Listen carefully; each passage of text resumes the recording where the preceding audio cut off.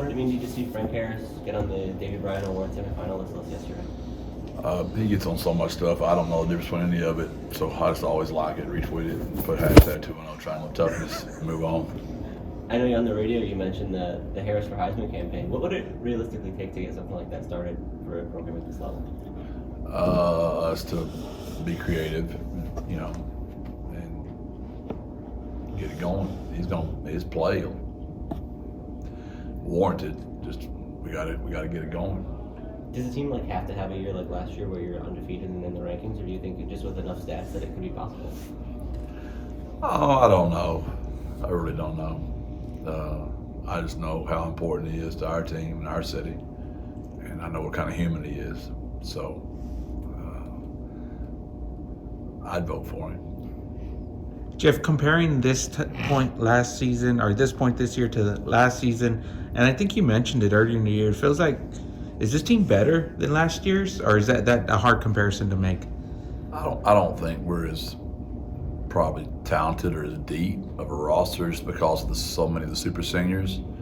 I just think it's the expectations. First year was kind of like, oh well, it was COVID. That probably didn't really count. Yeah.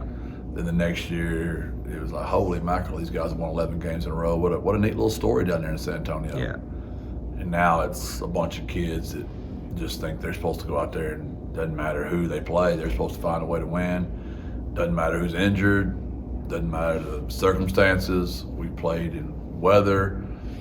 We've done it all. And these guys just keep finding a way. And it's probably only one time it's been beautiful of the 10. The other 9, we've kind of probably been frustrating for you guys. Probably up and down would be a good way to describe us. Like you see flashes of excellence, and then you see things you're like, Jiminy Cricket, what's going on out there? And, those injuries have been hard to overcome, but our kids just keep doing it. It's just, I'd just say it's a mindset. So I know you asked if we're better. Probably talent-wise, I don't know if we're going to have anybody that's going to be the NFC Rookie of the Month. I hope we do. I mean, I really do. I'm rooting. I know this, whatever guys get invited to a camp, they'll go represent the Triangle when they get to camp. Jeff, the weather forecast for Saturday looks pretty cold and rainy up in Houston. How are you guys preparing for that? Big Ten football. We get the balls up there wet, and luckily it's been 44 here, 48, so it's been cold here. That'll help us as well. And we just added the elements as far as just making sure we're handling wet footballs all week. What do you tell your guys about how to handle that on game day? There's the old school, just go out there in your jersey and pants and tough it out, versus if you want to wear a jacket because you're more comfortable, just do it. Do you care? Yeah, I care. We're going to be as warm as possible. In 2007, we were playing Liberty Hill for the state championship, and I was still that young, stupid coach that thought, you go out there and just show them how tough you are. So we didn't have jackets on. We were tough. Liberty Hill had they were covered from top to bottom with the nicest, warmest looking jackets on. And when they got called out there, they shredded, and they went out there and kicked our tail, and they came back and put it back on. And we just froze to death on the sideline and got our tail kicked, and we froze to death on the field. And that's the last time I was ever that stupid. We're going to be warm as much as possible until we don't have to be. Do you guys have heaters and stuff on the sideline? What's the setup in a situation like that? We do, but you couldn't tell by the way North Texas kicked our tail last year, and that's where we've learned the most about that. We are reminding daily our kids about that experience. What does that do to the game plan? Does it change how you approach things? I just think you got to have some common sense, and you don't ever know either. We're still 4 days out. Yeah. There's 100% chance of rain at FIU, and we got some. There's 100% chance of rain at UAB, 100. Pastor P was doing our devotion, and I asked Pastor P, I said, do you believe you can pray that stuff out of here? And Pastor P said, I know we can. He gave me a story about where he had done it. He said, I'm just to pray it out of here Saturday. I said, well, so I told my team today, I said, unless Pastor P prays this thing right on out of here, it looks like we're going to be playing in a rainstorm Saturday. I know there were a lot of factors that went into North Texas last year. Was the weather one of the bigger ones, or was it a lot of other stuff that was in play? No, North Texas was in the same weather we were. I mean, it's all fair. It's all fair. Are you handling it differently this time around, or is it just the mental approach to it? No, there's nothing we can do different about it.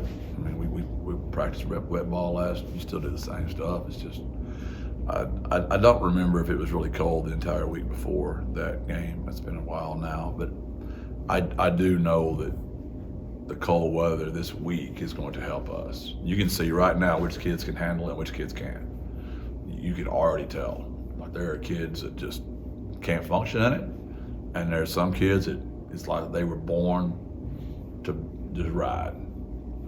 It's kind of the same situation. Rice is on 5 wins, and I mean they got 2 to get 6, but they're going to probably throw their best at you. I couldn't agree more. I mean, the analogy is very similar. We were on an 11-game win streak last year. We're on a 7-game win streak this year. Last year we were undefeated in conference. This year we're undefeated in conference. They're playing for a bowl game. I will say there is one slight caveat. We are playing for home field Saturday. We do have something to play for. But then again, to go undefeated last year was pretty cool. I mean, that was something to play for too. So for us to say we didn't have anything to play for is a slight exaggeration in my opinion. Jeff, I think there's like a month and a week from signing day, early signing period. How are things going on the recruiting trail for you guys? Like always, ups and downs. Kids we think we've got, and all of a sudden some SEC schools come in there and steal them from you. Just that kind of stuff. You work so hard, you develop relationships, and sometimes it's very frustrating when someone comes in this late and just, takes a kid from you. At the same time, there's going to be some kids we don't even know about right now. There are surprises that we're going to bring in here and all be thrilled we got them. So I've said this a million times, and I know y'all are the poor ones that have to listen to me the most. And I apologize for how I keep saying the same thing. I really believe what I say, so you say the same stuff a lot, right? It's evaluation's very important. Recruiting's very important. The most important piece of all the three is the development.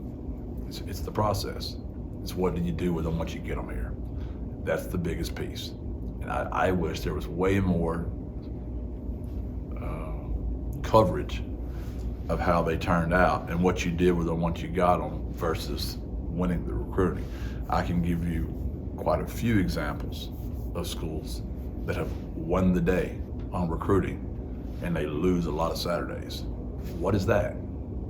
If you won the recruiting day, but you're losing more on Saturdays than guys that did not win the recruiting day, one, the recruiting evaluation that the experts said must have been wrong, or the development of the process is not correct. It's only one of those two things. Do you have a number in your head of how many guys you want to sign in December? I know the transfer portal's kind of changed a lot of the early period. So I don't want to have that conversation right now. We're chasing a championship right now. I really don't want to bring in a bunch of kids and see, it's like even senior day next week's awkward. Yeah. You don't even, so many kids, are you a senior? Are you not a senior? I mean, do you want to do this? Do you not want to do this? Do you want to do it next year? I really don't want to have that conversation right now when we're hunting for a championship. Yeah.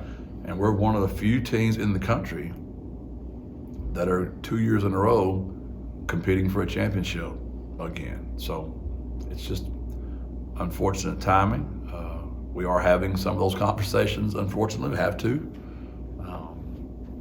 So yeah, it's just, I don't know. I can't give you like a number because I'm not sure how many of my guys are leaving. Correct. Because they're not stupid. If a young guy is already playing above you, well, that guy, he might love the triangle of toughness and he might love the race building, but he loves playing more. So he's probably going to go somewhere where he can play. Yeah. So I don't know how many of those conversations we're going to have yet. As far as just numbers, I know how many kids are graduating. So I know I got to recruit to that number. And then you're probably guessing 5 to 7 over that, just a guess. Yeah. Jeff, do you have a really proud development story on the roster right now? Somebody who was maybe not that highly recruited, do you feel like they've come a long way? Well, if you'd have prepped me, well, you brought it up. So. I probably would have had a really good one for you.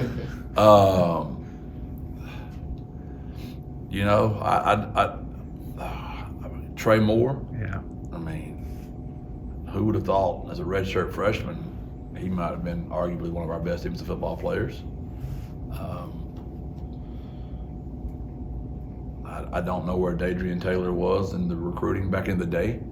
I know when I got here, he was, you know, a little kid that played really hard, and now he's a single-digit guy that I don't know. I really don't know. I know y'all think I don't know. Like, literally, JJ tells me, I never know where we are in the recruiting rankings. I never look. I know I have a president that is extremely concerned about that, so that matters to me. So occasionally I will call JJ and say, JJ, where are we? Because I don't know. I do read your articles. I do, and that's about it. Yeah. I don't look at anything else, and the only reason I do that is because I have to sit down with you once every couple of weeks, and we do the interviews. So I want to see what you say. I just believe that if I spend all my time worrying about what other people say about me, that it might influence my decisions. And I don't want to be influenced. I want to go with what I think is right, always. So I don't want to recruit who somebody tells me to recruit. I want to recruit because I know in 4 to 5 years I got to win with this kid. That's it, end of story.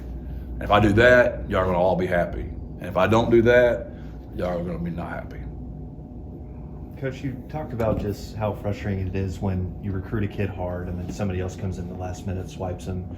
What do you tell your staff? What's your approach when something like that happens? Because that's a lot of time, a lot of investment to do that. But, you know, it's the landscape of college football. I mean, a couple of 10, 15 years ago when a kid gave a commitment, it was like, all right, yeah, he's coming. What's your approach now in this changing landscape? That's someone's baby, and we're going to love them. And